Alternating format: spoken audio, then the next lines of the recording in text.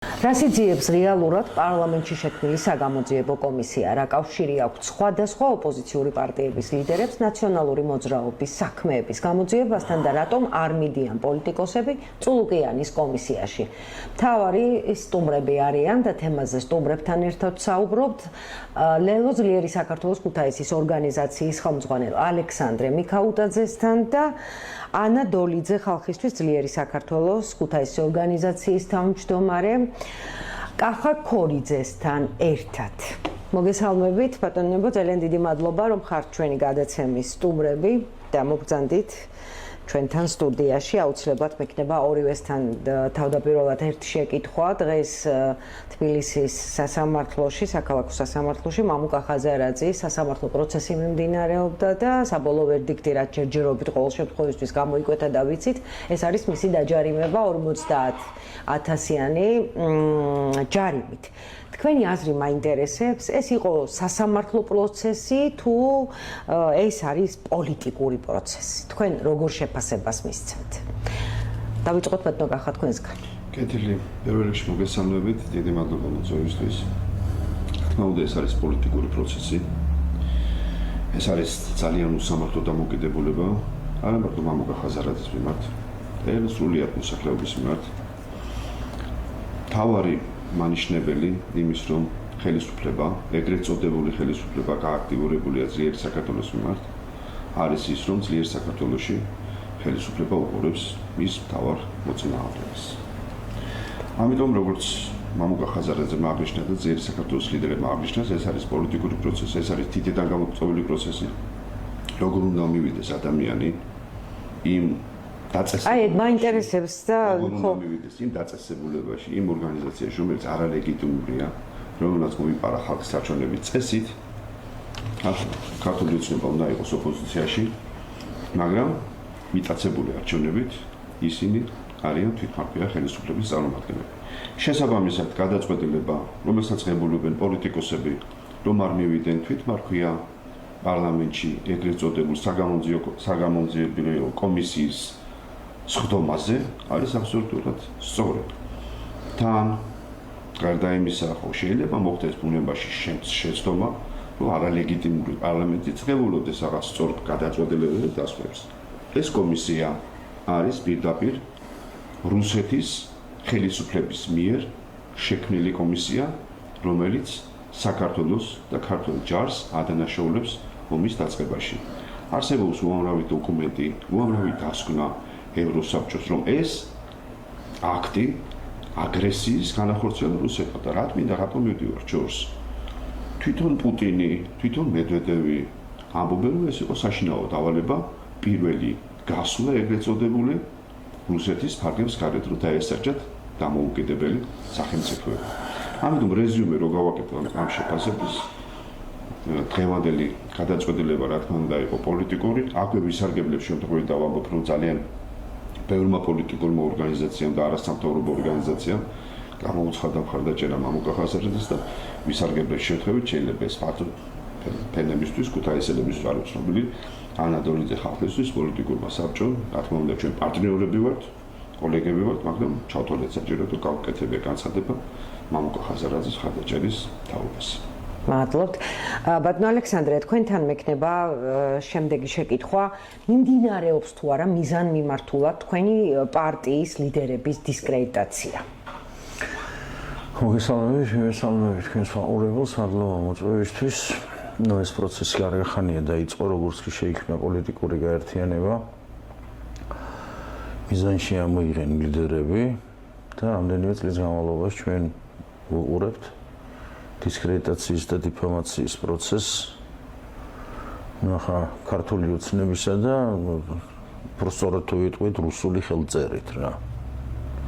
მათი პროპაგანდისტული ტელევიზიების მეშვეობით, სოციალური ქსელით ისინი ხშირად და ინტენსიურად ცდილობდნენ მთელი ამ ხნის განმავლობაში ამ პროცესს აგრძელებენ.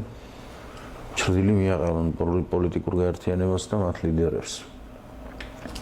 ყველაფერი დაიწყო ამ შესახებ ლიდერებმა განცხადება არაერთხელ გააკეთეს, არგუმენტებიც მოიყვანეს. ყველაფერი დაიწყო ანაკლის პორტის კი ბატონო. შემდეგ ახმამუგა ხაზარაძის და ვადრო ჯაფარიძის არაერთხელ გაუკეთებიათ განმარტება, რომ გამოიწვია მათი პოლიტიკაში ჩართულობა. რა ვითარებაში იყვნენ ისინი, როგორც საქმიანი ადამიანები. მაგალითად, წინა ხელისუფლების პირობებში და რა ვითარებაში არიან ისინი ახალი ხელისუფლების პირობებში, რომელიც უკვე აგერ 13 წელიწადია ლამის თითქმის ხელისუფლებაშია. ბატონ ალექსანდრე, იგივე სიტუაციაში აღმოჩნდა ბატონი ბადრი ჯაფარიძეც და ამ ყველაფერს თუ გადავავლებთ თვალს, ასე ძალიან ეშინია ქართულ ოცნებას ძლიერი საქართველოსი? პირველ რიგში ერთი ნიუანსი, აკვეთის ღონისძიება იქნა მოთხოვნილი პროკურატურის მხრიდან და გირაო სახით შეეფარდა მაგალითად დღევანდელ სასამართლოს ხმაზე ბატონ მამუგას 50,000 ლარი. სასამართლო პროცესი ყოველ ხვდებით გაგრძელდება. მხარეები წარმოადგენენ არგუმენტებს და მტკიცებულებებს. ერთ რამეში ვარ დარწმუნებული, რომ პოლიტიკური გაერთიანება ძლიერი საქართველოს ლიდერებით აღნიშნულ პროცესს გაყვება პრინციპულობით. რაც შეეხება მათ მიზანს, რატო წარმოადგენს მათ მიზანს, ჩვენ ვისმენთ უკვე წელიწადზე მეტია რა, კარგა ხანია, მათ შორის აგერ ეწოდებული პრემიერ-მინისტრით დაწყებული, ეგრე ეწოდებული პარლამენტის თავმჯდომარედ და ქართული ოცნების ლიდერებით განცხადებებს ოპოზიციურ პოლიტიკურ პარტიებთან დაკავშირებით, მათ რეიტინგებთან დაკავშირებით და რა ვიცი, მინდა მათ შევახსენო, რომ 0%-ს და 1%-ს ახსენებდნენ ხშირად რა, სხვადასხვა ვარიაციებს ვისმენთ ამ საკითხთან დაკავშირებით და დარწმუნდნენ, რომ ძლიერი საქართველოს მზარდი, ინტენსიურად, ყოველდღიურად მზარდი პოლიტიკური გაერთიანება, არა მარტო ჩვენი გაერთიანება, მათთვის თავისუფალი სიტყვა წარმოადგენს და თავისუფალი აზრი ზოგადად პრობლემას, ამიტომ ებრძვიან თავისუფლების სულისკვეთების მქონე ყველა ადამიანს და პოლიტიკურ გაერთიანებას და რა თქმა უნდა ისინი უფრთხიან განსაკუთრებით ჩვენს გაერთიანებას იმის გამო რომ არ აქვს შესაბამისი ესე რომ ვთქვათ ბერკეტები რაღაც უახერხონ ამ თვალსაზრისით რა შეცვალონ ვითარება მათთვის სასურველი შედეგები მიიღონ არჩევნებზე რა უყურებენ რომ ამ თვალსაზრისით დინამიკა ისეთი არის ოპოზიციური ამორჩეველი ქვეყანაში მეტია აშკარად სხვა საკითხია რა დაწერეს მათ 24 წლის არჩევნებისათვის სხვათა შორის რადგან ელექტორალურ ნაწილზე წავედი აქ ალბათ ჩვენ საერთაშორისო კონტექსტშიც გვექნება საუბარი და ვიტყვი ამას წინასწარ დიდ დროს არ წაგართმევთ დღეს სახელმწიფო დეპარტამენტის განცხადება გავრცელდა შეერთებული შტატების ნახე ეს იყო პრაქტიკულად ერთით გამოცემლობისთვის მიცემული წერილობითი პასუხი, მაგრამ სულისკვეთება რა იყო? ციდრება მინდა გავაკეთო, რომ დემოკრატიული მანდატის მოპოვება ვერ მოხდება მოწინააღმდეგეების ცენზურით, ან ციხეში ჩასმით, ასევე ვერ მოიპოვებთ მას ძირითადი ელექტორატის პოზიციის უგულველყოფით. ძირითადი ელექტორატის პოზიციის უგულველყოფით. ძალიან კარგად იცის თავისუფალმა სამყარო, ყველა ნორმალურმა ქვეყანამ და დემოკრატიულმა საზოგადოებამ რა მოხდა საქართველოში. ჩვენთანაც ჩვენი მოსახლეობის უმრავლესობა, მათ შორის ქართული ოცნების ხელმძღვანელობამ და გაგრძელებული მათმა საარჩევნო შერჩეულმა კაპიტნებმა თუ ვიღაც ასე რომ ვთქვათ გაურკვეველი თანამდებობის პირებმა რა გააკეთეს და რა ჩაიდინეს ამ არჩევნებისათვის რა.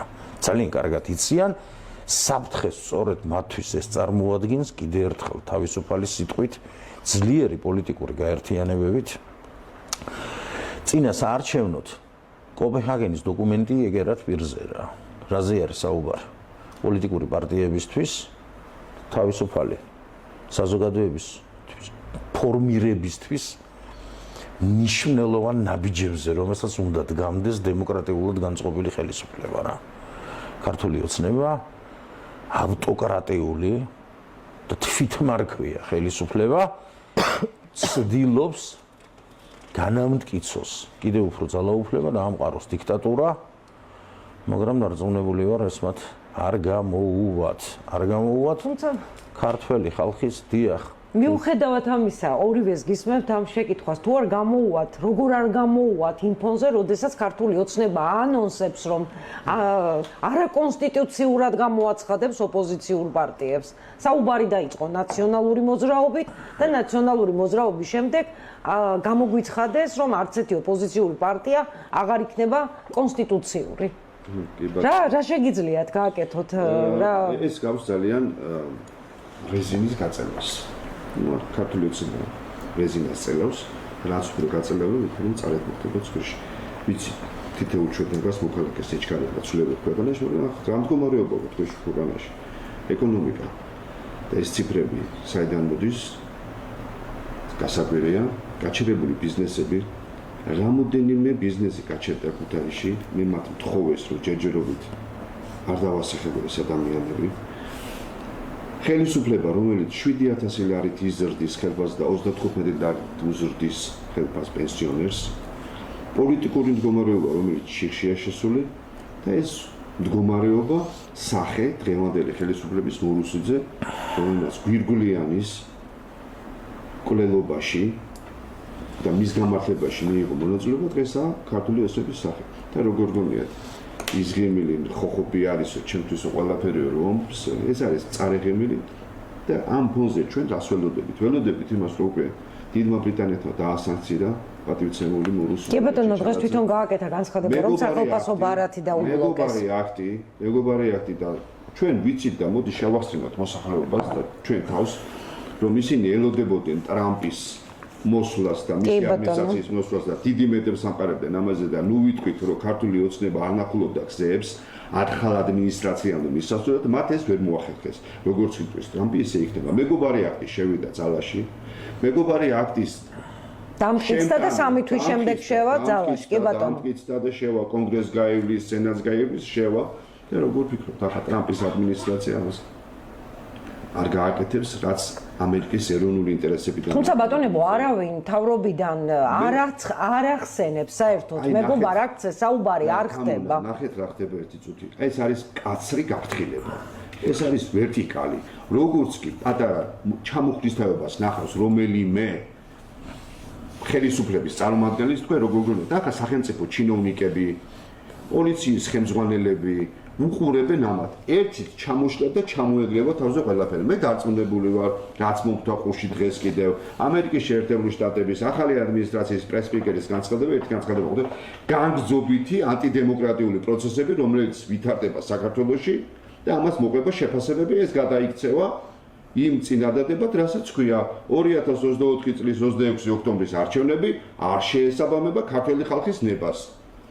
და ამას აუცილებლად მოყვება ახალი ეროვნული არჩევნები. თუმცა მანამდე ქართული ოცნება 2025 წლის 4 ოქტომბრის ადგილობრივი არჩევნებისთვის ემზადება. კი ბატონო. რასაც არ ვიცი თქვენ როგორ შეფასებას მისცემთ, სამთავრობო ცვლილებები მოხდა და არის თუ არა კავშირში ეს სამთავრობო ცვლილებები, თქვათ სუსის ხელმძღვანელის რეგიონალური განვითარების მინისტრად გადმოყვანა არჩევნებთან დაკავშირებული? არავითარი მნიშვნელობა არ აქვს პროცესებისთვის, ვინ იქნება სუსის ხელმძღვანელი და ვინ იქნება რეგიონალური განვითარების მინისტრი. არავითარი მნიშვნელობა არ აქვს. ესაა გადაადგილებები შიგა კომუნიკაციებისთვის. მეტი არაფერი არ აქვს საერთოდ. კარგი, კიდევ ერთი შეკითხვა მინდა და ბატონ ალეკოსთან გადავალ.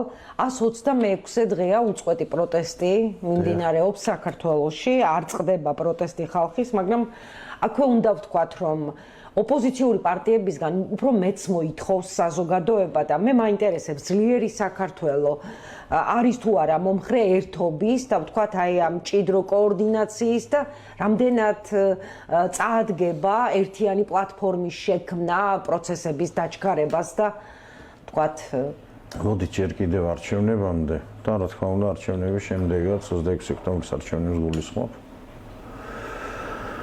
იყო არაერთი შეთავაზება ჩვენი გაერთიანების მხრიდან მოხდა იყო კოორდინაცია, შექმნილი იყო პლატფორმა, იყო რაღაც ვარიაციები, ვერსიები რამდენიმე სახელწოდებასთან დაკავშირებით და ცხადი ეს არ გახლავთ მნიშვნელოვანი რა ერქმეოდა ამას ეროვნული ფრონტი თუ მაგალითად სახალხო თუ რაღაც ამბავი აკა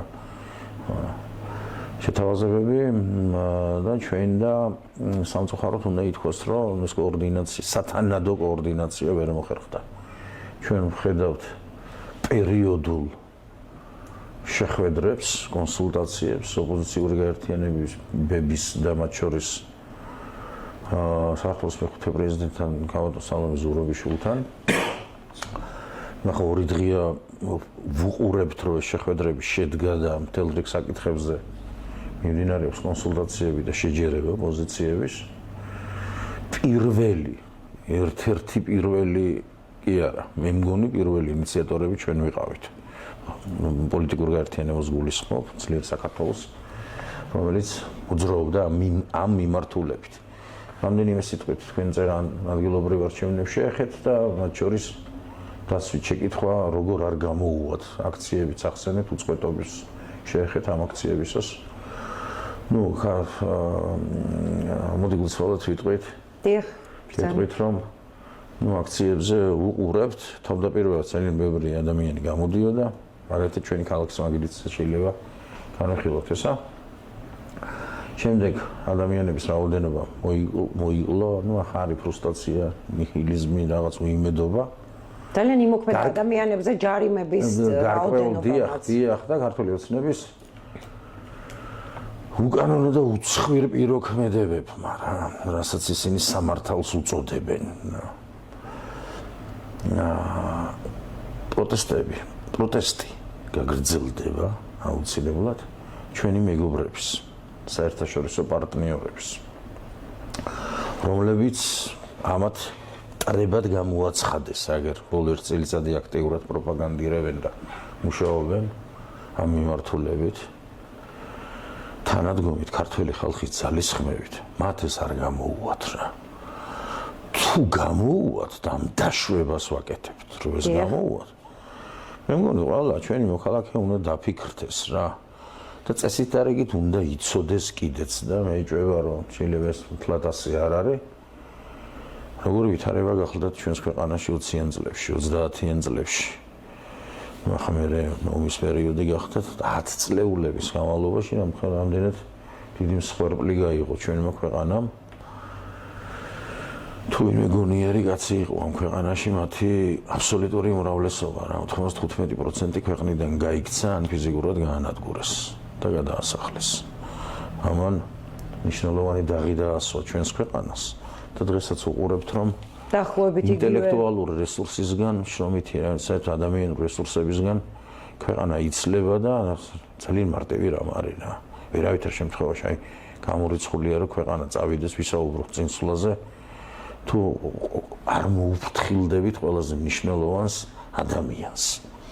ადამიანს არ იქნება სამართლიანი გარემო, არ იქნება შესაძლებლობები ადამიანებმა მოახდინონ ასე რომ ვთქვათ რეალიზება საკუთარი ცოდნის უნარების ვერ იქნებიან ისეთ გარემოში, სადაც განათლება ყოველთვის ხელმისაწვდომი იქნება, ჯანდაცვა იქნება ხელმისაწვდომი. ახლა ყველა მიმართულებით ცვლილებები არის განსახორციელებელი. რუსეთთან დაახლოებით ჩვენ ვერანაირად წინ ვერ წავალთ რა. ვერანაირად. რუსეთი ამ ეტაპზე იზოლაციაშია, მესმის რომ არის რაღაცა უბრები იქით, რომ რაღაც სანქციები შემოსულობენ. ქართული ოცნებას დიდი მოლოდინი აქვს ამ მიმართულებით. მაგრამ ეს ასე მარტივად და ასე ადვილად არ მოხდება რა. კიდევ ერთხელ იმ განცხადებას დღევანდელი სახელმწიფო დეპარტამენტის რო დაუბრუნდეთ, ვერანაირად ვერ მოხდება ის, რომ ძირითადი ელექტორატის პოზიციის უგულველყოფით ქართული ოცნება მოახერხებს საერთაშორისო თანამეგობრობასთან თანამშრომლობას რა. დღეს კიდევ ერთი განცხადება გავრცელდა ჰელსინკის კომისიის რა. ევროპის თანამშრომლობის და უსაფრთხოების კომისიის აქ არიან წარმოდგენილი დემოკრატებიც და რესპუბლიკელებიც, ისინი შეშფოთებას მორიქს გამოხატავენ და ეს ამბები ისე არ ჩაივლეს უშედეგოდ.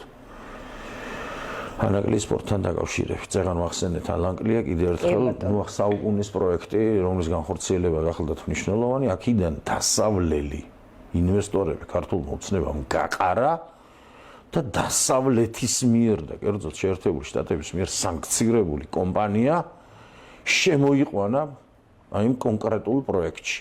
ხო, მანამდე როგორ მოიქცა ანაკლის კონსორციუმის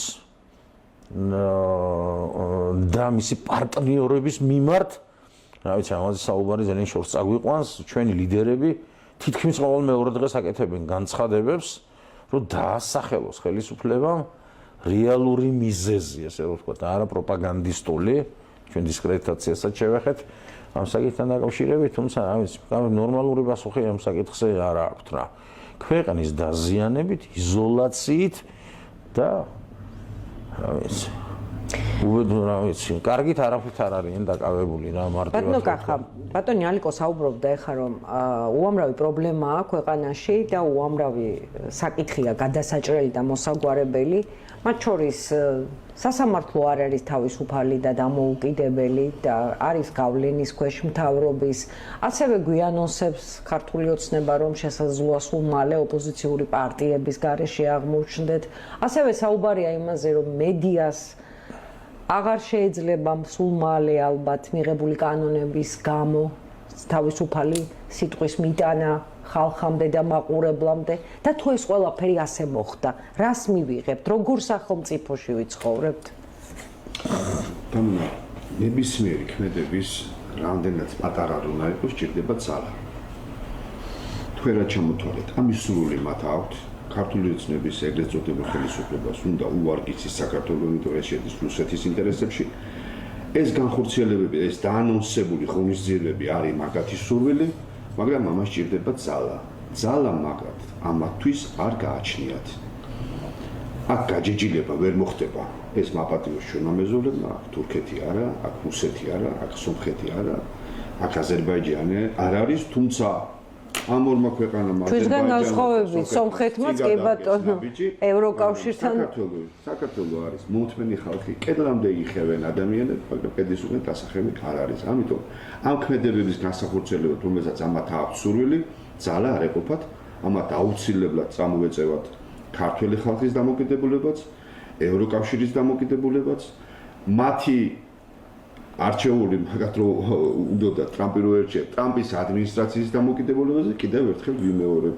აგერ ნახავთ რომ ანტიდემოკრატიული განგზობითი პროცესები გადაიქცევა წინადადებად კიდევ ხას უსვამ 2024 წლის 26 ოქტომბრის არჩევნები არ შეესაბამება ქართული ხალხის ნებას და იძულებული იქნებიან ეგრეთ წოდებული ხელისუფლების წარმომადგენლები ქართულ ხალხს, საზოგადოებას, სრულიად სოფლიოს აცნობონ, რომ დანიშნონ ახალი ეროვნული არჩევნები. შეიძლება ეს იყოს ადგილობრივი თვითმართველობის არჩევნებთან ერთად. ძალიან დიდი მადლობა იმედიანი პროგნოზისთვის, ძალიან ალბათ ბევრი ადამიანი გვისმენს და ფიქრობს დაახლოებით ისე, როგორც თქვენ ფიქრობთ, იმიტომ რომ პოლიტიკური კრიზისიდან გამოსავლად ძალიან ბევრი ადამიანი, როგორც პოზიციაში ალბათ ასევე უკაცრავად როგორც ოპოზიციაში, ასევე პოზიციაში ფიქრობს, რომ არის სწორედ ახალი არჩევნები. დაველოდოთ, ნახოთ როგორ განვითარდება მოვლენები. დიდ მადლობას მოგახსენებთ სტუდიაში სტუმრობისთვის, თქვენი საინტერესო საუბრებისთვის და პროგნოზისთვის. მაყურებელს შევახსენებ, რომ ჩვენი გადაცემის დღევანდელი სტუმრები გახდნენ ბატონები კახა ქორიძე, ალექსანდრე მიქაუტაძე. მადლობა რომ გვიყურეთ. ერთმანეთს შეხვდებით ხვალ 20 საათსა და 30 წუთზე მეგატივის არხზე. მშვიდობიან ღამეს გისურვებთ. ნახვამდის.